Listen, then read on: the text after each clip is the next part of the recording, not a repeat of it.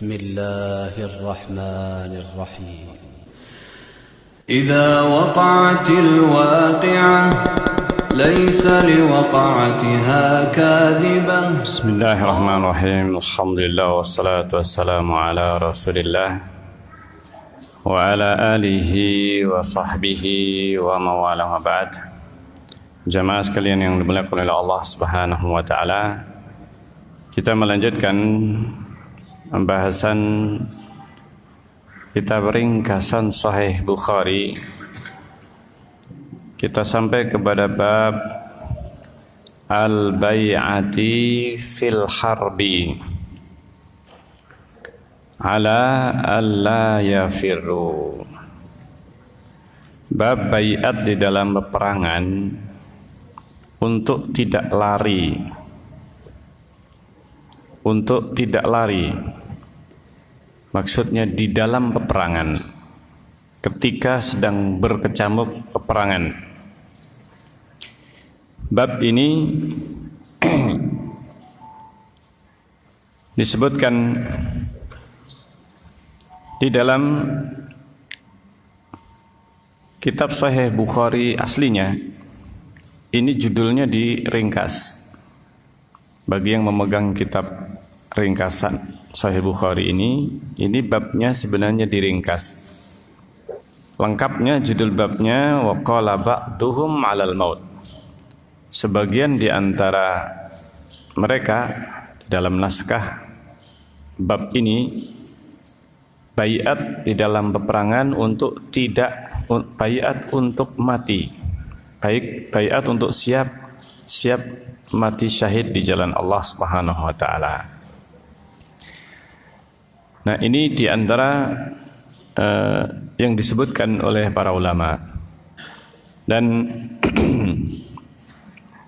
kedua hal ini tidak saling bertentangan antara satu riwayat dengan yang lain dalam naskah Sahih Bukhari, karena bisa jadi ini adalah dua kedudukan, dua pilihan yang bisa jadi seseorang ketika berbaiat untuk tidak lari berarti dia siap mati, sehingga tidak saling bertentangan antara satu judul bab dengan yang lain. Nah, di dalam hadis yang pertama disebutkan, dan ini masih kaitannya dengan jihad fisabilillah. Di dalam kitab yang kita bahas yaitu Kitabul Jihad, maka disebutkan tentang sebuah kisah yang ada di dalam sejarah, yaitu tentang perjanjian Hudaybiyah. Peristiwa apa? Hudaybiyah. Hadis yang pertama ini berkaitan dengan hal ini. Disebutkan Ani Ibnu Umar radhiyallahu anhu, dari Ibnu Umar radhiyallahu anhuma, qala, ia berkata, raja'na minal amil muqbil, kami kembali setelah setahun sejak perjanjian Hudaybiyah. Sejak perjanjian Hudaybiyah, perjanjian yang mana kaum muslimin mereka awalnya, dan ini terjadi setahun sebelum peristiwa yang disebutkan dalam hadis ini, yaitu perjanjian Hudaybiyah. Perjanjian Hudaybiyah disebut dengan Hudaybiyah karena ada nama satu tempat. Hudaybiyah adalah nama tempat sebelum masuk kota Mekah, di luar tanah haram. Hudaybiyah ini adalah di luar tanah haram, dan sekarang dijadikan sebagai tempat untuk ihram bagi orang yang ingin keluar ke tanah halal untuk kembali melakukan umrah misalnya. Nah, di sini salah satu tempat untuk mengambil miqat itu adalah Hudaybiyah. Karena Hudaybiyah ini sudah berada di luar tanah haram. Jadi batas tanah haram ini ada ketentuannya, dan sekarang ini sudah disebutkan batas tanah haram itu ada tanda-tandanya di sekeliling tanah haram ini. Ada batasnya, ada bangunan yang dibikin untuk menunjukkan ini adalah batas tanah haram. Meskipun tidak semuanya dibikin ke tembok keliling, tidak. Tetapi dibikin tanda-tanda ini batasan-batasan tanah haram itu, ini tandanya. Jadi ada semacam patokan. Nah, ini yang dijadikan sebagai batas tanah haram. Jika masuk ke sini maka itu adalah batas tanah halal. Kalau masuk sini batas tanah haram. Ya ini. Nah, Hudaybiyah adalah sudah berada di luar. Ketika mau masuk, Rasulullah SAW berhenti di tempat ini, Hudaybiyah. Sementara Rasulullah SAW mengutus sahabat Utsman untuk bernegosiasi dengan bangsa Quraisy agar mereka diizinkan untuk masuk ke Mekah untuk melaksanakan ibadah umrah, atau haji. Nah, peristiwanya terjadi, ternyata mereka tidak mengizinkan, tidak memberikan izin, karena mereka pada waktu itu adalah yang memiliki kekuasaan untuk mengizinkan ataukah tidak orang yang masuk ke Mekah. Nah, disitulah terjadi perjanjian yang namanya Hudaybiyah. Datang utusan dari kaum Quraisy, namanya Suhail. Utusannya ini namanya Suhail. Ketika datang orang yang namanya Suhail ini dari pihak kaum musyrikin, maka Rasulullah SAW mengatakan waktu itu, ketika namanya orang itu Suhail, maka Rasulullah SAW sudah tafaul. Tafaul itu punya firasat baik. Nah, ini firasat baik. Meskipun kelihatannya tidak menguntungkan kaum muslimin. Kelihatannya. Tetapi Rasulullah SAW melihat sisi baiknya. Ini yang datang ini wakilnya utusan Quraisy ini Suhail. Berarti Suhail itu artinya yang dimudahkan. Suhail ini artinya yang dimudahkan. Nah, Rasulullah SAW suka dengan tafaul ini. Suka dengan sesuatu yang bisa dijadikan tanda kebaikan. Nama seseorang itu juga pengaruh.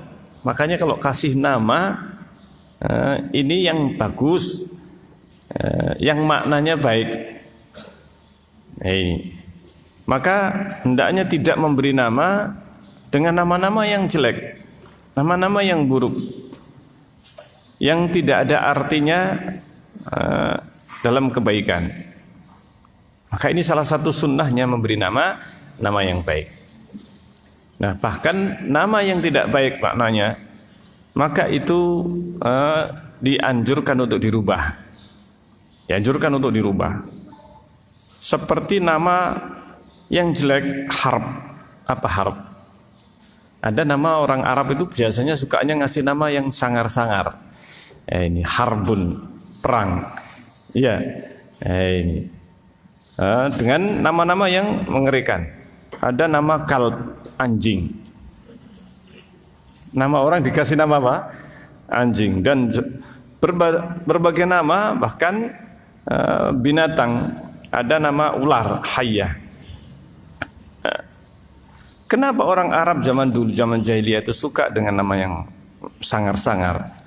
Ya, ini mereka itu mengatakan ketika ditanya, ini abnauna li'adaina wa abiduna lana. Kalau budaknya itu namanya bagus-bagus. Nama budak biasanya namanya bagus-bagus. Maka mereka jawabannya abnauna li'adaina. Kalau anak-anak kami itu untuk musuh kami. Maksudnya yang nanti akan berhadapan dengan musuh. berhadapan dengan musuh. Orang Arab zaman dulu sukanya apa? Perang. Ini. Nah, kalau perang disebut nama yang sangar-sangar, ini bisa membuat ketakutan musuh. Namanya saja sangar, apalagi apa? Orangnya. Dalam peperangan, ini. Kalau namanya sudah sangar, maka ditakuti. Nah, itu salah satu di antara tujuan mereka. Nah, kalau hamba, budak-budak, hamba sahaya, itu untuk kami. Nah, ini. Untuk kami, maka mereka memberi nama yang bagus. Subhanallah. Nah, di dalam Islam, maka apabila memberi nama anak, kasih nama yang bagus, kasih nama yang baik. Nah, ini. Sehingga ini disukai oleh Allah SWT. Nah, disukai oleh Allah SWT. Yang paling disukai, dicintai oleh Allah, misalkan ahabbul asma ilallah Abdullah wa Abdurrahman. Nah, ini. Dan nama yang tidak disukai, itu nama yang bahkan yang tidak dibolehkan. Itu adalah nama yang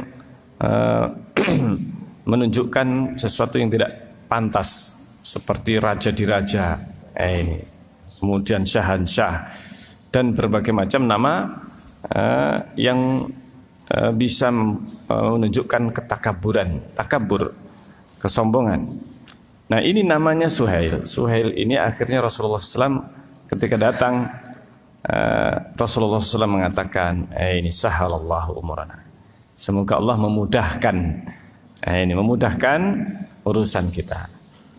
Jadi dan ternyata memang demikianlah hasil dari perjanjian Hudaybiyah ini sungguh luar biasa, sungguh luar biasa. Hingga baru setahun setelah terjadinya perjanjian Hudaybiyah, mereka kaum musyrikin melanggar. Disitulah kaum muslimin berhak untuk menyerang. Karena pelanggaran yang dilakukan oleh kaum musyrikin atau sekutunya kaum musyrikin. Nah, berangkatlah Rasulullah SAW, terjadi Fathu Makkah. Penaklukan kota Mekkah itu disebabkan karena pelanggaran sekutu kaum musyrikin terhadap perjanjian Hudaybiyah. Perjanjian Hudaybiyah. Ini subhanallah. Dan disitulah kemenangan Islam.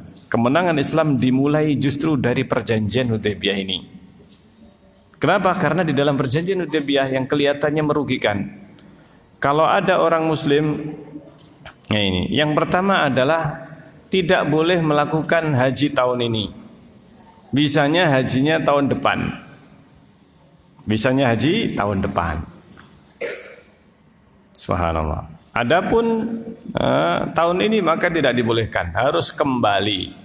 Bayangkan, ini sudah melakukan perjalanan zaman dulu, perjalanan 450 km itu bukan perjalanan yang gampang atau mudah. Harus melakukan perjalanan hampir sebulan atau beberapa pekan, 2-3 pekan untuk pergi dan berangkat. Karena medannya, jalannya tidak seperti sekarang. Sekarang cuma beberapa jam. Nah, ini apalagi pakai kereta, ya. Sekarang ini luar biasa. Nah, tetapi zaman dulu harus pakai onta, dan itu jalannya tidak sama. Kalau seandainya pakai kuda, kalau rombongan onta maka lebih lamban daripada kuda. 450 km. Sudah hampir sampai, harus balik lagi. Sudah membawa perbekalan untuk haji. Belum ada corona waktu itu, ya. Subhanallah, belum ada corona.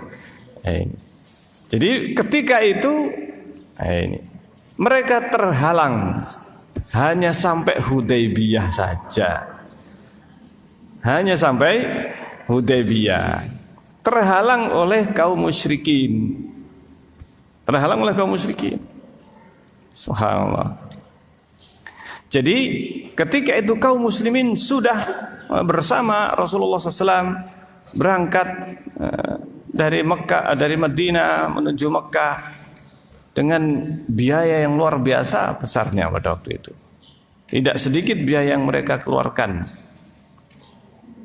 untuk perjalanan haji atau umrah. biaya yang besar. Apakah rugi kalau seandainya tidak jadi haji atau tidak jadi umrah ini? Maka perjalanan seseorang berangkat haji, umrah, jihad, fisabilillah atau yang lainnya dalam rangka ibadah kepada Allah SWT, dan termasuk diantaranya haji, ini adalah merupakan amalan yang sudah diganjar, diberi pahala oleh Allah sejak berangkat, bahkan sejak berniat. Ini sudah dapat apa? Ganjaran, sempurna ganjarannya. Ini sempurna meskipun tidak sampai di Mekah, bahkan belum masuk tanah haram. Ini sudah terhalang. Maka ganjarannya sempurna. Nah, termasuk yang sudah terlanjur berangkat, ya. Ini karena kasus corona ini. Bahkan sudah sampai pesawatnya sudah sampai di sana, sudah sampai di Madinah. Mau berangkat ke Mekah nggak bisa, terhalang. Bahkan sekarang ini sudah penduduk Saudi pun nggak bisa masuk Mekah dan Madinah. Yang dari Madinah nggak bisa masuk Mekah, Mekah nggak bisa masuk ke Madinah. Ini yang bisa melakukan umrah itu hanya orang yang ada atau tinggal di sekitar Mekah saja. Ini yang bisa tinggal. Subhanallah, ditutup. Mataf ini sepi karena memang ditutup. Bisanya tawaf di luar, jadi jauh. Subhanallah. Jadi demikianlah. Nah, waktu itu belum bisa. Tidak bisa melaksanakan ibadah haji dan umrah. Harus balik. Nah, ini perjanjiannya yang pertama. Yang kedua gencatan senjata ini. Ya, tidak saling apa? Menyerang. Tidak saling menyerang, membunuh antara kedua belah pihak. Nah, ini kedua belah pihak. Tetapi di situ terjadi perjanjian untuk tidak saling mengganggu. Yang Muslim tidak diganggu. Yang Muslim tidak diganggu, tetapi ini yang kelihatannya merugikan, tetapi sebenarnya ini menguntungkan. Bagi orang yang ingin pindah hijrah ke Madinah dari penduduk Mekah, maka harus kembali ke Mekah. Harus kembali ke Mekah. Tidak boleh pindah ke Madinah. Mereka harus ada di Mekah. Meskipun diketahui masuk Islam, maka harus balik ke Mekah. Kelihatannya tidak menguntungkan, tapi ini justru menguntungkan. Karena dengan demikian mereka bebas berdakwah. Bebas berdakwah di Mekah, tidak diganggu. Yang penting mereka nggak pindah ke Madinah. Pikirannya kaum musyrikin, subhanallah. Ini makarnya Allah Subhanahu wa taala. Mereka berpikiran kalau pindah hijrah ke Madinah, ini menjadi kekuatan di Madinah.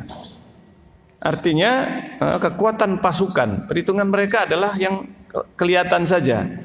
Yang tidak kelihatan mereka nggak pikirkan bahwa keberadaan orang Muslim di Mekah dengan bebas mereka berdakwah, mengajak orang lain masuk Islam, itu sebenarnya lebih merugikan mereka dan menguntungkan kaum muslimin. Menguntungkan kaum muslimin. Nah, ini. Yang kedua, kalau ada orang yang sudah di Madinah pengen balik ke Mekah, nah ini, maka tidak harus balik ke Madinah, tetap tinggal di Mekah.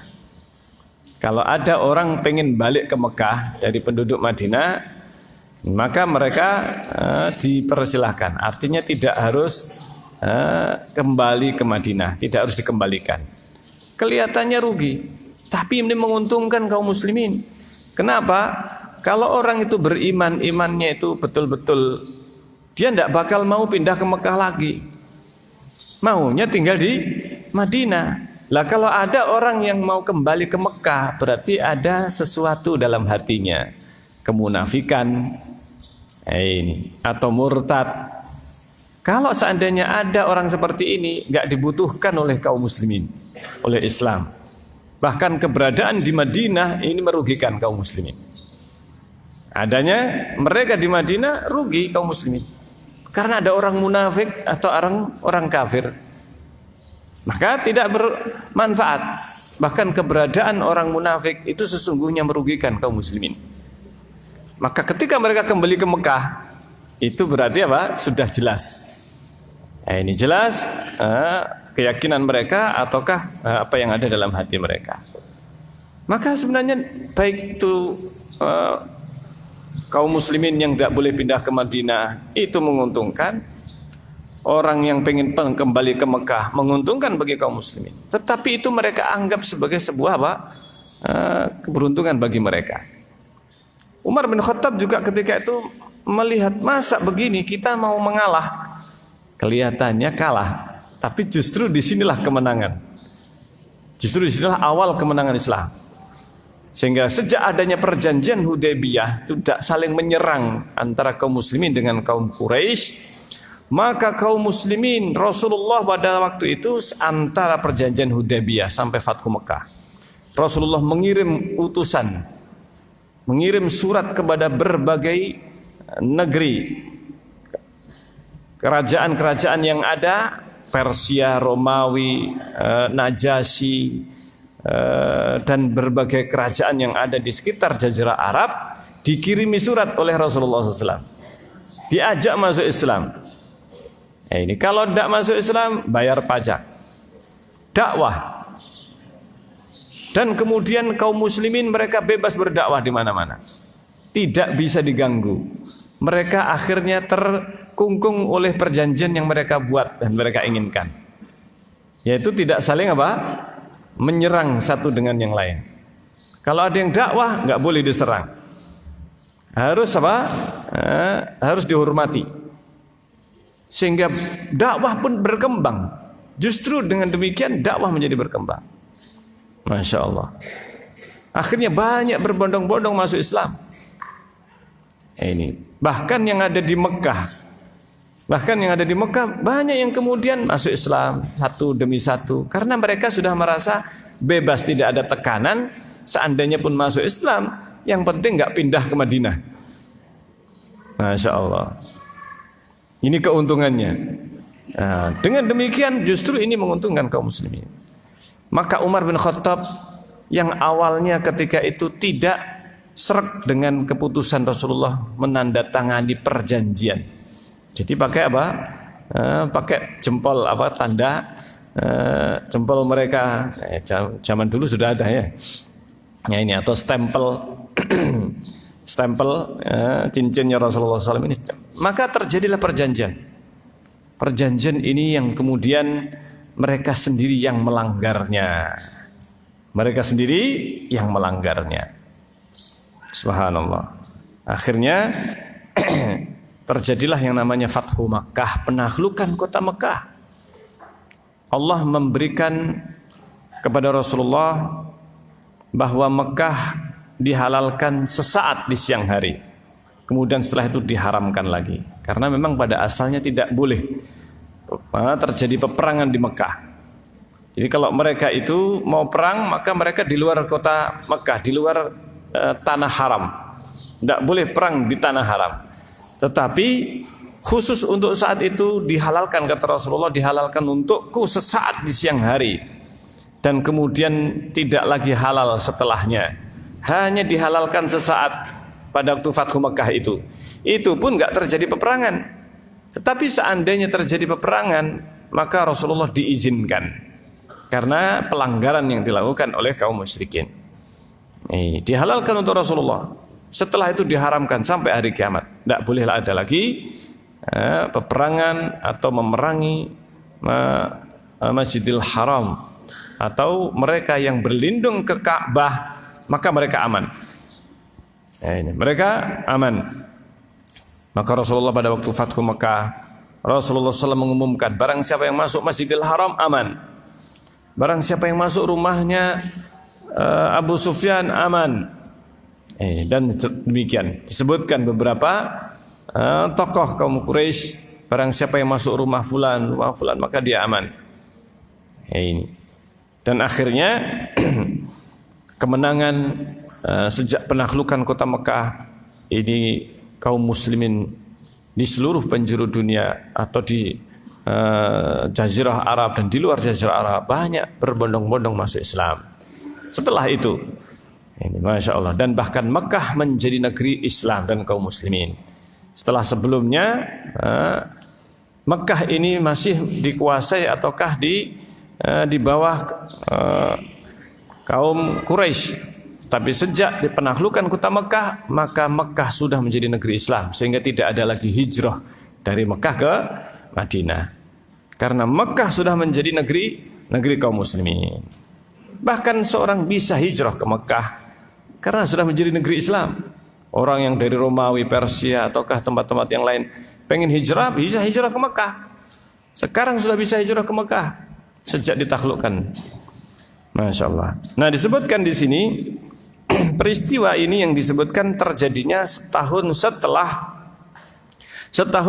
Rasulullah SAW melakukan perjanjian Hudaybiyah.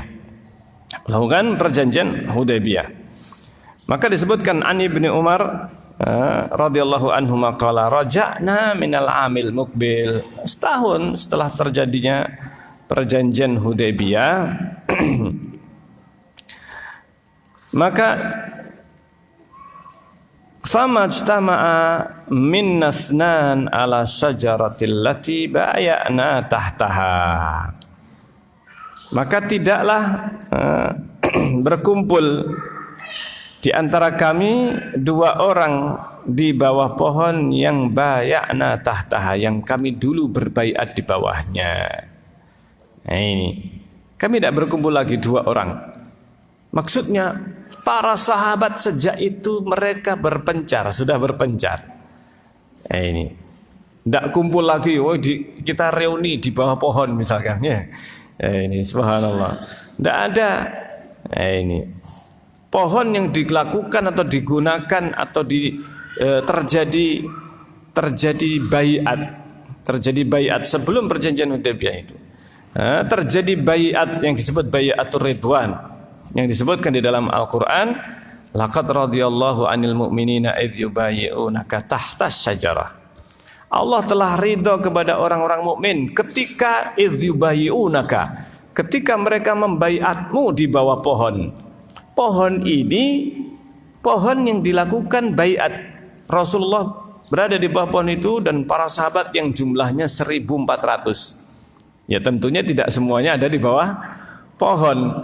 Tetapi di situ Rasulullah SAW menyampaikan dan mengatakan atau melakukan baiat para sahabat. Baiat para sahabat waktu itu. Baiat sebelum terjadinya perjanjian Hudaybiyah, sebelum kedatangan Suhail. Informasinya bahwa pada waktu itu Utsman dibunuh. Utsman bin Affan dibunuh oleh kaum musyrikin. Maka Rasulullah membaiat. Ternyata beritanya tidak benar. Ini beritanya hoax. Ya. Ini ternyata berita bahwa Utsman terbunuh itu adalah hoax. Ternyata balik. Utsman bin Affan balik, tetapi kaum musyrikin mereka mengutus Suhail ini. Suhail bin Amr ini yang mewakili kaum Quraisy untuk melakukan perjanjian Hudaybiyah. Nah, dari situlah Rasulullah SAW, Suhail, maka semoga ini dimudahkan. Akhirnya perjanjian itu disetujui oleh Rasulullah. Umar bin Khattab ini waktu itu tidak melihat apa yang ada di balik perjanjian itu. Umar bin Khattab melihat ini kerugian. Sebagaimana kaum musyrikin pada waktu itu, kaum Quraisy merasa menang. Merasa menang dengan perjanjian Hudaybiyah itu. Nah, Umar bin Khattab pada waktu itu belum merasa atau belum melihat bahwa sesungguhnya ini kemenangan kaum muslimin. Sampai-sampai Umar bin Khattab datang kepada Abu Bakar dan mengatakan, bukankah dia adalah Rasulullah? Bukankah kita di atas kebenaran dan mereka di atas kebatilan? Nah, ini kenapa kita ngalah? Nah, ini Umar bin Khattab waktu itu, kenapa kita ngalah? Kita harus ngalah untuk apa? Untuk menerima kerendahan dan kehinaan ini. Ini itu yang ada dalam benak Umar. Ini maka Abu Bakar tidak bisa menjawab apa yang dikatakan oleh Umar kecuali iya, dia adalah Rasulullah SAW. Ini mungkin sesuatu yang Allah Subhanahu Wa Taala dan kita tidak mengetahuinya. Abu Bakar As-Siddiq radhiyallahu anhu waktu itu tidaklah berbantah dengan Umar bin Khattab radhiyallahu anhu. Tapi Umar bin Khattab baru menyadari bahwa ternyata perjanjian itulah yang justru merupakan awal kemenangan Islam. Awal kemenangan Islam. Sejak itu Umar bin Khattab mengatakan, saya sejak teringat dengan peristiwa itu. Maksudnya Umar karena ada dalam hatinya kedongkolan dengan Rasulullah. Merasa tidak serak dengan Rasulullah pada waktu itu. Umar bin Khattab berusaha untuk bersedekah, untuk beramal, untuk pengennya supaya menebus kesalahannya, menebus adanya perasaan tidak serak dalam hati Umar. Umar bin Khattab merasa ini saya salah besar, dosa besar ketika waktu itu, sehingga ketika teringat peristiwa itu, perasaan Umar, maka Umar bin Khattab senantiasa bersedekah memperbanyak. Khawatirnya dia berdosa karena itu, maka dia banyak bertobat beristighfar. Umar bin Khattab, Masya Allah, ini sahabat Umar radhiyallahu anhu. Nah di sini disebutkan tidak ada yang bersepakat dua orang di antara kami kemudian berduduk atau berkumpul kembali di bawah pohon. Apa maksudnya hadis ini atau perkataan Ibnu Umar ini? Ini Ibnu Umar, bahwa pohon itu pohon biasa, tidak ada keistimewaannya. Setelah terjadi baiat, sebelum baiat, ini sama saja. Pohon itu tidak memiliki keistimewaan, meskipun disebutkan dalam Al-Quran. Pohon ini disebutkan. Ini laqad radhiyallahu 'anil mu'minin. Allah ridha kepada kaum mukminin id yubayyi'unaka tahta syajarah. Ketika mereka membaiatmu tahta syajarah, di bawah pohon itu. Pohon ini yang disebutkan dalam Al-Quran. Tapi Ibnu Umar mengatakan tidak ada yang berkumpul dua orang sepakat di bawah pohon ini. Tidak ada di antara sahabat kemudian yang mengkultuskan, menjadikan itu sebagai tempat ziarah. Sebagaimana sekarang, coba kalau seandainya pohon itu masih ada sekarang, ini bakal dijadikan sebagai apa? Tempat yang dikunjungi. Gua Hira sama Gua Sur saja jadi apa? Rame gara-gara apa? Terus masih ada, tidak bisa dihilangkan. Tapi kalau pohon ini bagaimana? Pohon ini pernah suatu ketika di zaman Umar bin Khattab, 2 tahun setelah Rasulullah wafat, karena Abu Bakar kekuasaannya cuma 2 tahun menjadi khalifah. Terjadi di masa Umar bin Khattab radhiyallahu anhu, pada saat perjalanan haji atau umrah, Umar melihat bukan para sahabat tetapi orang-orang, karena mereka diberitahu ini loh pohon yang disebutkan dalam Al-Quran, pohon yang terjadi di bawahnya bai'atur ridwan, bai'at terhadap 1.400 sahabat yang dijamin masuk surga. Mereka 1.400 semuanya dijamin masuk surga kecuali satu ini orang munafik, tidak ikut bai'at, tidak ikut bai'atur ridwan, tidak ikut ini orangnya. Subhanallah. Nah ini orang munafik ini, satu-satunya orang ini yang namanya Qais bin Amr ini tidak ikut bai'ah, hanya satu saja. Semuanya itu adalah dijamin masuk apa? Surga, kecuali satu orang. Allah ridho kepada mereka semuanya, karena di dalam Al-Quran disebutkan radhiyallahu anil mu'minin. Allah ridho orang-orang mukmin yang berbaiat di bawah pohon. Allah mengetahui apa yang ada dalam hati mereka, alima ma fi qulubihim, sehingga Allah Maha tahu. Dan mereka ini semuanya sahabat yang ikut bai'ah di bawah pohon, ketika mereka kembali tahun berikutnya tidak ada yang mereka ini ayo sepakat kita duduk lagi di bawah pohon yang dulu kita baiat. Ini tempat bersejarah. Ini subhanallah, tempat bersejarah ini. Ya, lebih dari Gua Hira atau Gua Sur. Ini perjanjian yang luar biasa, baiat yang luar biasa. Nah, pada saat itu Umar bin Khattab melewati pohon ini, melihat kok banyak orang duduk-duduk di bawah pohon tersebut. Ada apa mereka di bawah situ? Ini Umar bin Khattab melihat, ada apa? Kok mereka duduk di bawah pohon tersebut? Maka dijawab, ini mereka pengen duduk di bawah pohon yang disebutkan dalam Al-Quran. Ini karena di bawahnya terjadi pembaiatan, baiat ridwan, baiat di mana 1.400 orang diridhoi oleh Allah karena baiat itu. Maka akhirnya Umar bin Khattab memerintahkan tebang. Subhanallah, ditebang ini pohon. Jadi sekarang udah nggak ada lagi. Kenapa? Ditebang oleh Umar. Kenapa ditebang? Ini kayaknya Umar Wahabi ini. Karena dikhawatirkan mereka ini bakal mengkultuskan pohon tersebut. Didatangi, diziarahi. Untuk apa mereka datang? Cuma duduk-duduk, pengennya duduk di bawah pohon itu, mengenang sejarah lah ini. Oleh Umar dipotong. Subhanallah, dipotong oleh Umar. Kenapa? Khawatir ini jadi tempat atau sumber kesyirikan, khawatirnya. Ini yang dikhawatirkan oleh Umar. Ditebang pohon ini. Masya Allah. Dan itu menunjukkan bagaimana keyakinan atau akidah para sahabat. Mereka menjaga akidah. Mereka menjaga agar supaya sesuatu itu tidak dikultuskan, tidak dijadikan tempat ziarah. Bisa jadi kuburan, pohon, gua. Makanya Gua Hira, Gua Sur di zaman Abu Bakar, Umar dan seterusnya tidak ada yang namanya ziarah ke Gua Sur, ziarah ke Gua Hira. Ini beda dengan sekarang. Ini orang datang ke sana selfie, atau selfie. Subhanallah, pakai pasang status. Pasang apa? Status.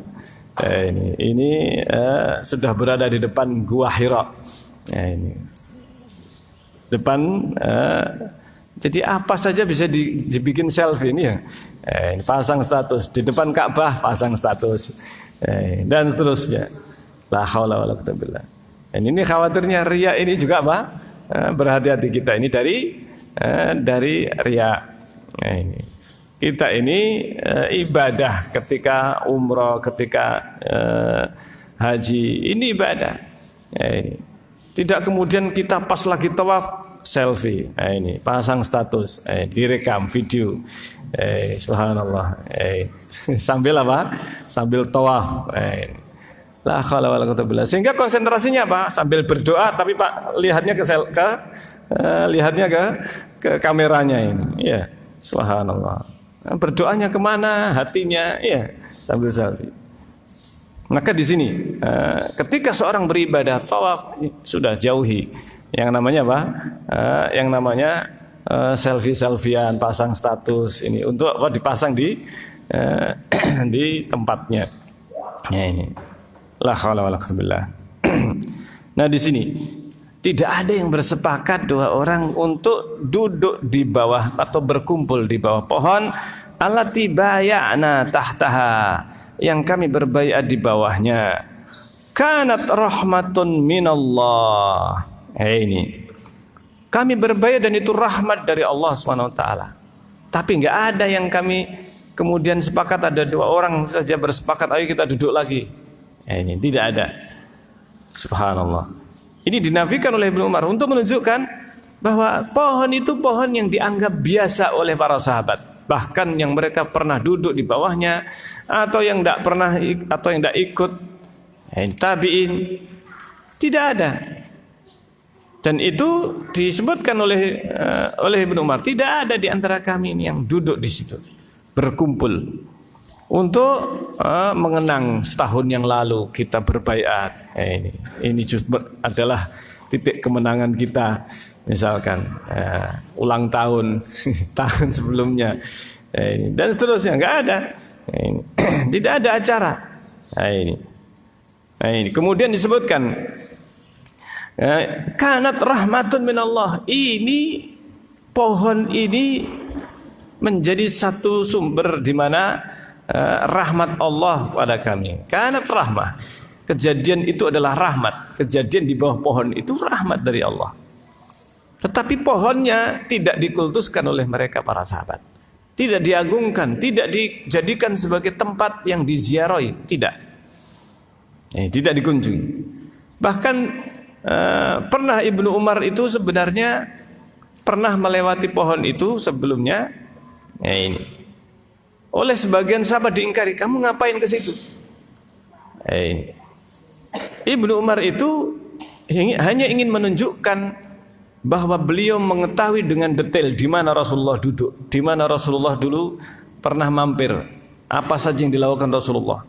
Hanya untuk menunjukkan, untuk mengingat hadis-hadis Rasulullah SAW, yang mana ketika Ibnu Umar mengingat itu bisa disampaikan kepada kaum muslimin, umat, untuk menunjukkan hafalan bahwa Ibnu Umar ini betul-betul menghafal peristiwa dengan detail perjalanan Rasulullah SAW.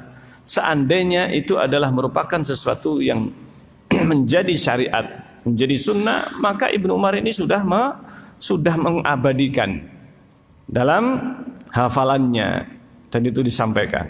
Sebagaimana Abu Hurairah menghafal hadis-hadis Rasulullah, Ibnu Umar juga demikian. Bahkan Ibnu Umar ini perhatiannya dibandingkan sahabat yang lain mempunyai perhatian yang lebih.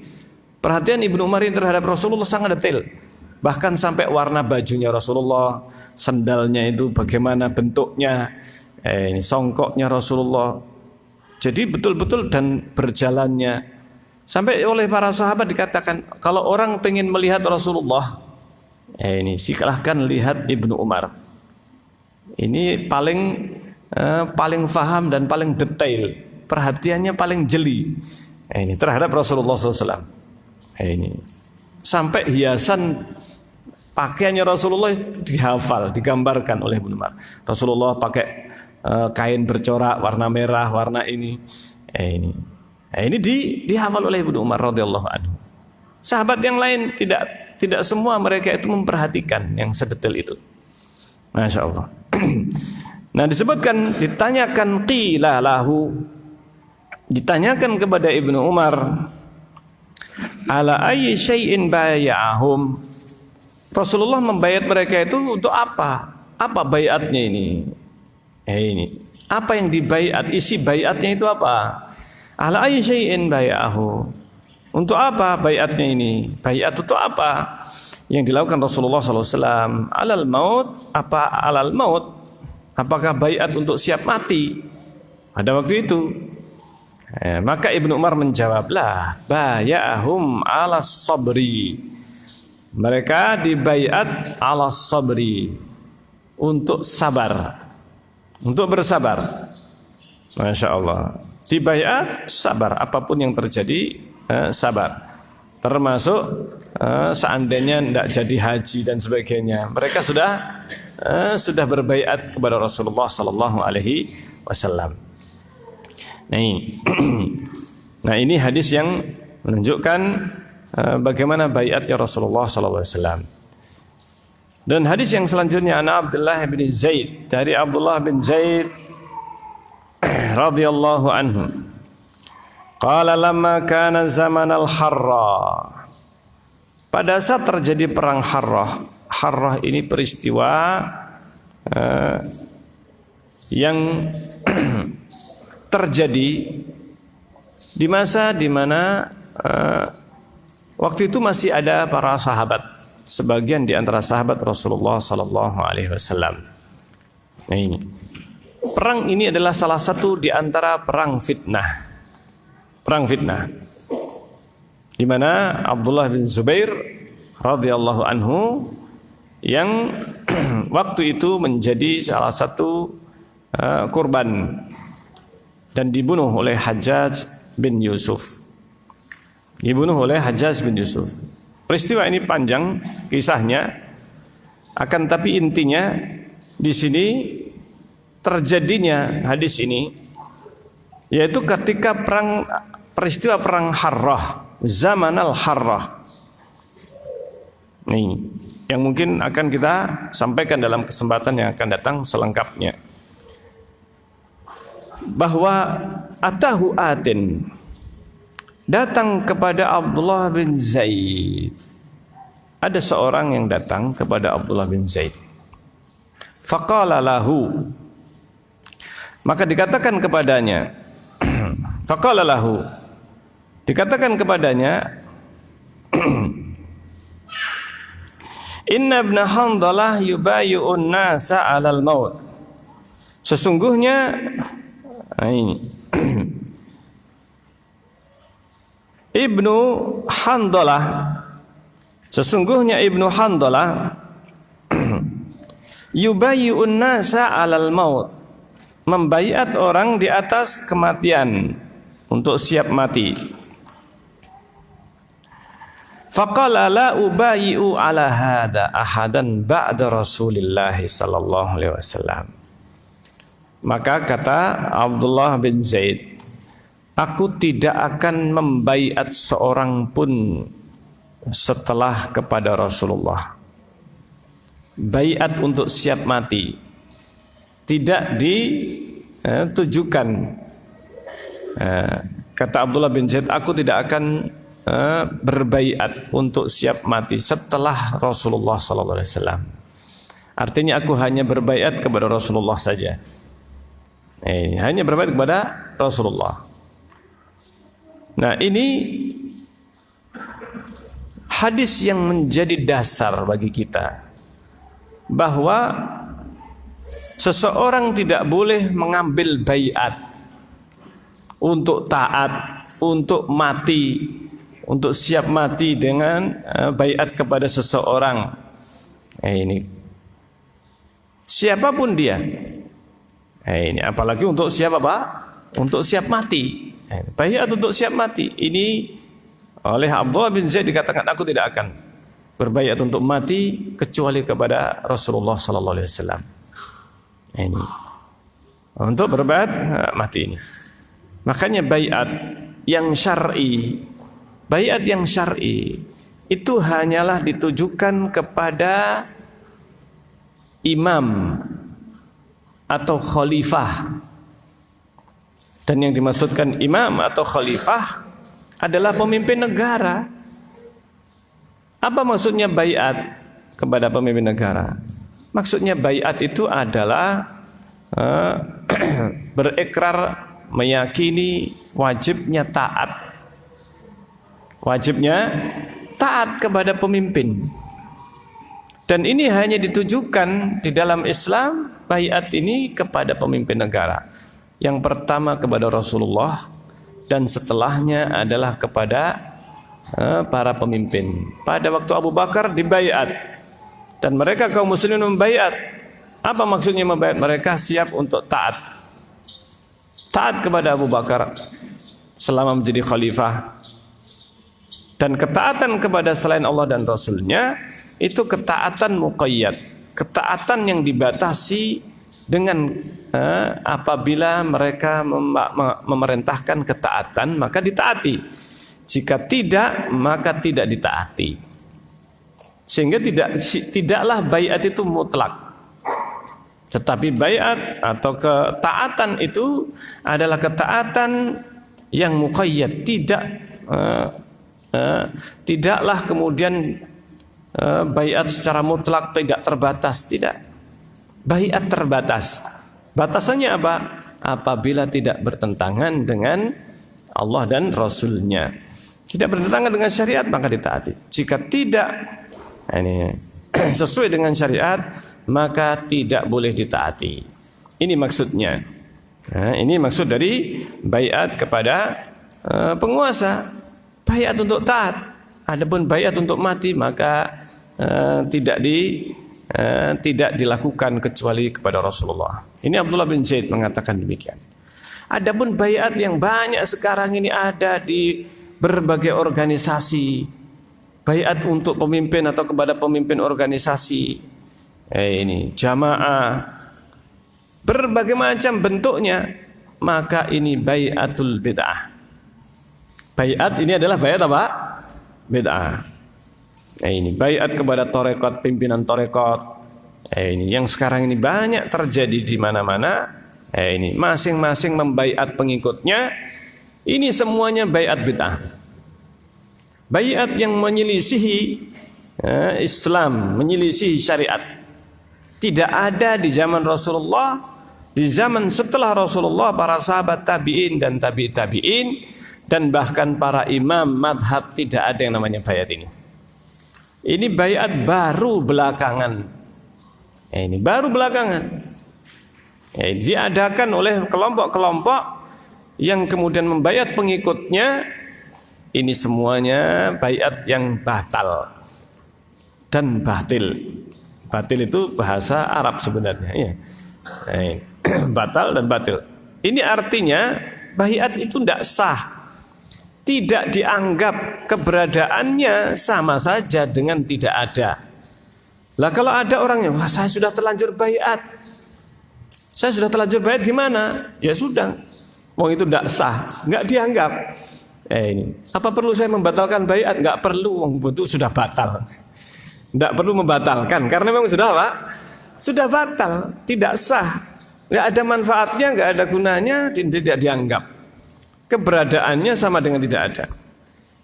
Jadi kalau ada orang, sebenarnya saya pengen keluar dari jamaah ini, tapi saya sudah baiat, baiat taat. Ini baiat untuk taat kepada pemimpinnya ini. Ini. Maka bagaimana jawabannya? Jawabannya ya sudah, wong itu baiatnya nggak sah, nggak dianggap. Otomatis itu sudah apa?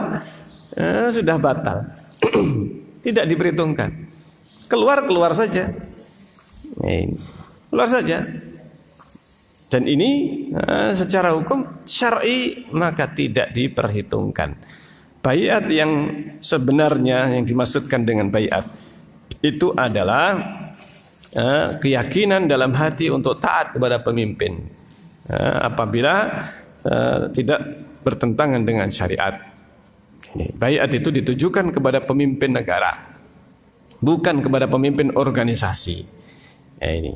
Jadi kalau pemimpin organisasi ada baiat dan segala macamnya ini, maka ini bukan baiat syar'i, baiat bid'ah. Jadi demikian. Wallahu taala alam bissawab. Insyaallah ini yang bisa kita baca dalam kesempatan ini. Kita insyaallah lanjutkan dalam pembahasan yang berikutnya. Wallahu taala alam bissawab. Mungkin ada pertanyaan?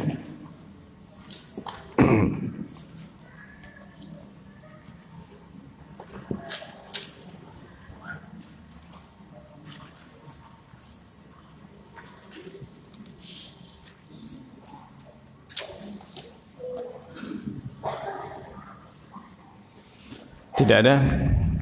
Kita akhiri subhanakallahumma rabbana bihamdika asyhadu an la ilaha illa anta astaghfiruka wa atubu ilaik. Wassalamualaikum warahmatullahi wabarakatuh.